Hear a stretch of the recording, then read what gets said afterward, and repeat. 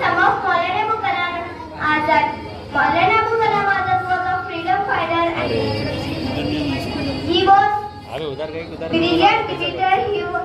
He got highest Clement Award. Thank you. अस्सलाम वालेकुम। मेरा नाम है मोहम्मद अब्दुल सलाम। मैं जमात शिष्य में पढ़ता हूँ। He got stuck. आज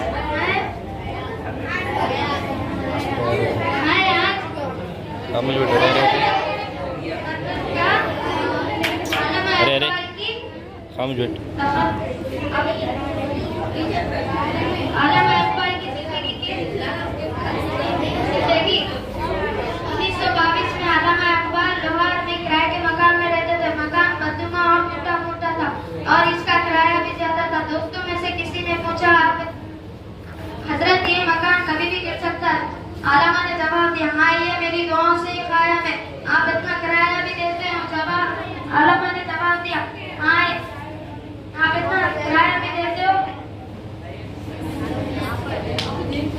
इस किराए में तो इससे बेहतरीन मकान मिल सकता है। आलमा ने जवाब दिया, आप ठीक कहते हैं, लेकिन आपको मालूम नहीं है ये मकान एक हिंदू बेवा का है जिसके बच्चों का गुजारा और औकात इसी मकान के किराए पर है और मुझे मकान खाली कराना या मकान का किराया कम कराने पर शर्म तो समझाते थे। कभी पढ़ते वक्त आपस में हम बात पर लड़ भी जाते थे। कभी पानी के बहाने हम बाहर घूम के आते थे।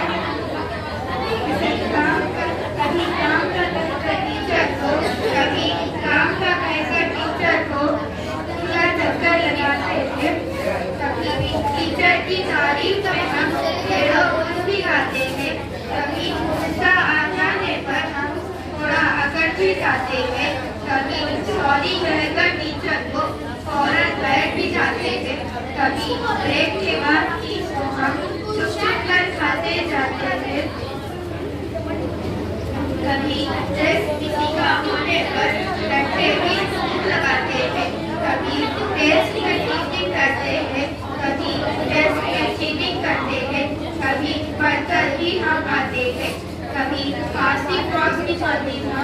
दोस्तों से लड़ भी जाते थे। कभी देर से आकर क्लास में हम अपनी जगह भी खाली कराते थे। कभी पढ़ते हैं मेहनत से हम, कभी झूठी बात घुमाते थे। तो काम न दे टीचर को फेवरेट भी बतलाते थे। कभी टीचर की बातों पर हम थोड़ा सा मुस्कुराते थे। कभी पढ़ते डरवाते हैं, लेकिन माफी मांग के आते हैं। टीचर के क्लास में आने पर गुड मॉर्निंग गीत भी गाते थे। कभी लेट आने पर स्कूल में हम कहानी सुनाते थे। हम अरे तू बैठता कि नहीं? रोज स्कूल को आते थे। मेरे अजीज साथी, इस मौजू पर लबे कशी करने का मौका मिला है जिसका नाम है उर्दू ज़बान की अहमियत। उर्दू हमारी मातृ ज़बान है। मैं आपको उसकी अहमियत बताना चाहता हूँ। उर्दू से हमने बात करने का हसीन तौर तरीका सीखा है। उर्दू से हमने बात करने का हसीन तौर तरीका सीखा है। उर्दू के बहाने हमने जीने का सलीका सीखा है। जो सलीके में हवाओं को खुशबू बोल सकते हैं, अभी भी कुछ लोग बाकी है जो उर्दू बोल सकते हैं। उर्दू हमारी मादरी ज़बान है जो दुनिया में सबसे ज़्यादा चौथी बोली जाने वाली ज़बान है। ये मुख्तलिफ